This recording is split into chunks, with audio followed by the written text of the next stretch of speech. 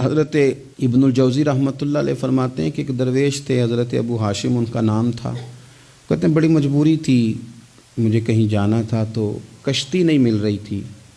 اچانک ایک کشتی گزرنے لگی تو میں بھی سوار ہونے لگا، تو ملاح نے مجھ سے کہا کہ یہ ایک صاحب بیٹھے ہیں، بڑے امیر ہیں، ساتھ ان کی کنیز ہے، انہوں نے مجھ سے بک کر لی ہے ساری کی ساری، کی عقیدہ سی سالم کرا لیا ٹانگا، وہ ساری کی ساری بک کر لی ہے، تو میں تو کسی کو نہیں بٹھا سکتا۔ تو وہ جو صاحب بیٹھے تھے بڑے سیٹھ آدمی تھے، کہنے لگے میاں آپ کسی اور کشتی میں بیٹھو۔ جو ان کی کنیز تھی نا، وہ کہنے لگی چہرے سے کوئی نیک آدمی لگتا ہے، چلو اتنی سواریوں کی جگہ ہے، کسی کونے خدرے میں بیٹھ جائے گا، ہمارا کیا جائے گا۔